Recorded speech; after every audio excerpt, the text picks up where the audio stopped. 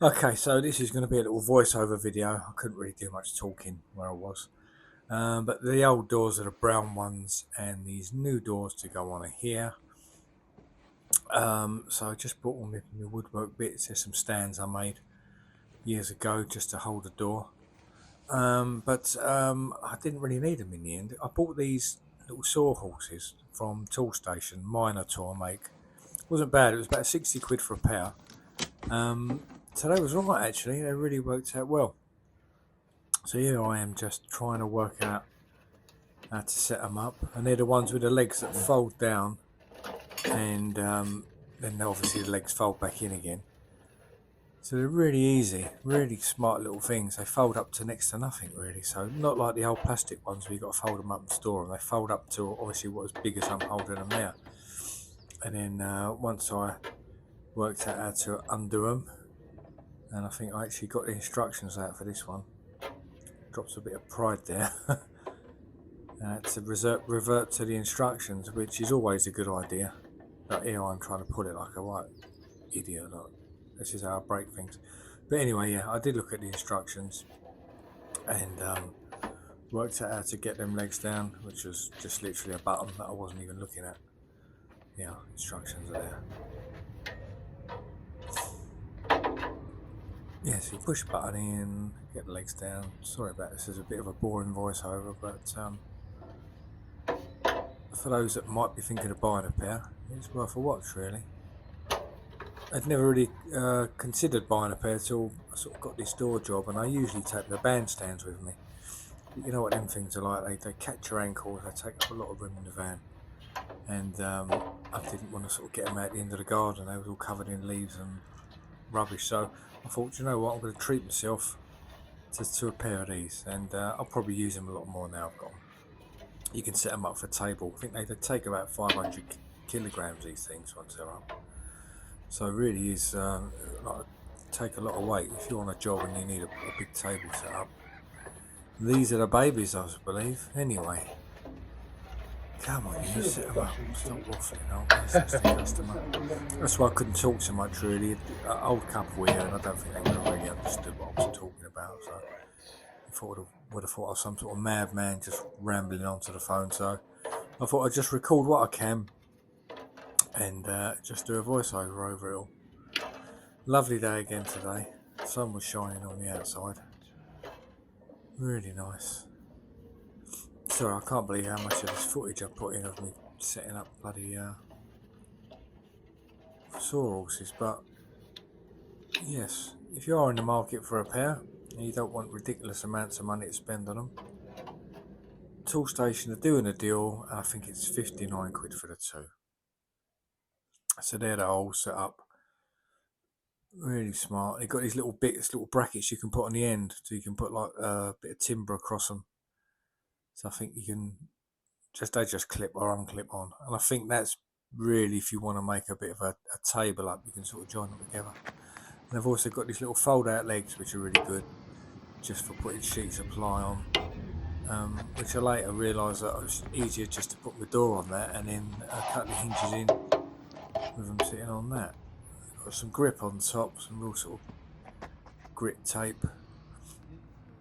So here I am. I always look at where the lock is on the door, the lock side and the hinge side, and then I'll generally mark it, because it's easy to make the mistake and then put the hinges on the wrong side, and then you haven't got that wooden block to fit your lock into. I've done that before. This is the thing with doing doors, it just takes a little lapse in concentration and you're in bother. So these are the clamps that fit the track on for the track saw. So they're just these flat-headed clamps, and they'll slide underneath the track like that, and they'll slide underneath on top of your door. You don't always need these because the tracks are meant to sort of stay still. They've got like a rubber backing on the bottom, but every now and then they might just sort of skid off. So I always sort of double protection really with the clamps on them as well. Then you can't go wrong. So just whipping the bottom of the first door off now with a track saw, and these are really good. The track saws, they're so good. Yeah, you get a really nice clean cut with them, nice and straight, no deviation of the blade of the skill saw. So first door is just offered that up, and you can see the headers out there. So I've got a bigger gap down that left hand side, and it's sort of running off to nothing there. So what I will do in that situation is I will sort of mark the difference at that end, and then run it back to nothing from that end. And that way, although you are cutting the door wonky, sitting into the frame, it looks perfectly straight like that now, and that's been cut now. So you've got a nice straight line running along that top. Now just marking the hinges, make sure it's on the hinge side. Mark my hinges out. Try and keep them exactly where the old ones were. I know it's hard to get exactly the same, but it does make life a lot easier when you offer the door up with hinges on it and you haven't got to start chopping out too much, if any.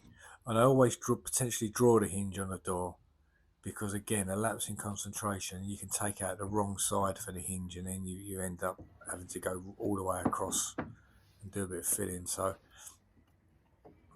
yeah, I'm just setting it up in these little frame things that I've built a few years back, and now using a little router trimmer with a little jig I made. Real simple little thing, just a tiny little jig just I made for the hinges, and I found that on YouTube. There's plenty of channels showing you how to make jigs, and you just clamp it to your door and Bob's your uncle. And this little thing here is a self-centering drill bit, so you just put the thing in and then push down, and then the pilot hole comes through the centre, so you can't really not get central with a pilot hole there. So that's the first one on, not too shabby for an old plasterer. That's on, and I think that one's shut all right, that one, did it? Yeah, that was the first door. So yeah, a little bit jiggery pogery, cut the top down, cut the bottom down, and I think I did whip a bit off the edge of that as well. And now it's time for this second door. Now this one had a frame that was just such a all over the place, that frame. Yes, I'm just setting up the jig again. You just clamp the jig to the door.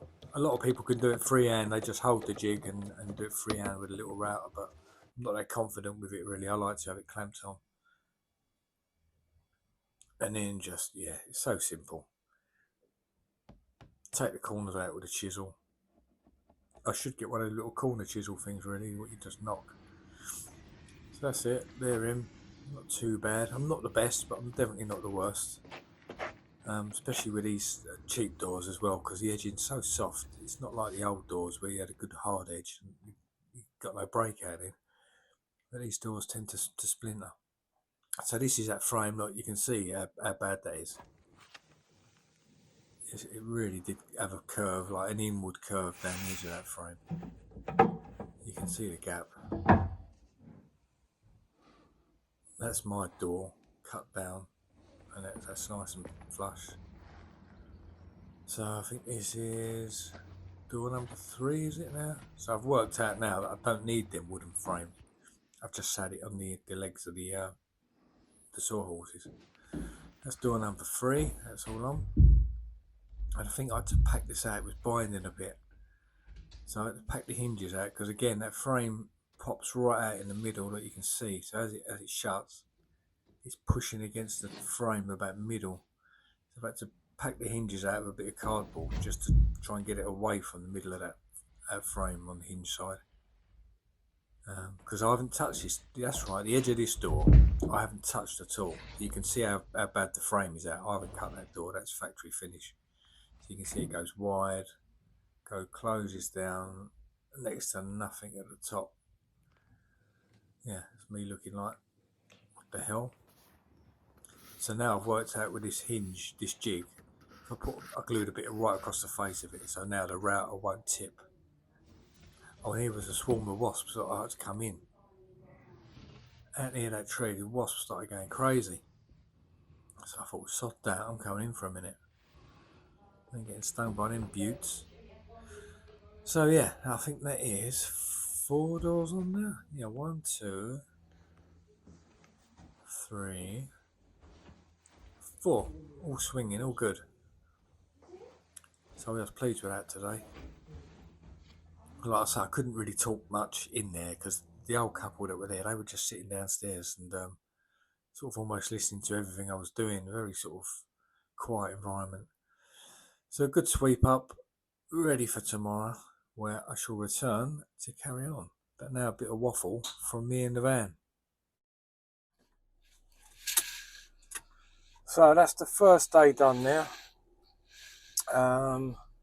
I never know if I'm fast or slow with things like that. I mean, I'm obviously not a carpenter, but I do enjoy a bit of woodwork.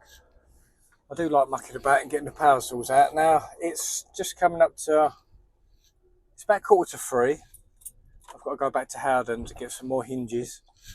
And so 2:45, let's go this way. And I've hung 4 doors. And to be honest, they weren't the easiest of doors. Yeah, the frames were all over the place, top and bottom. There wasn't a square frame on in any of them. So, you know, using all your knowledge that you gain to cut the slant at the top so it looks like it's straight when it goes up.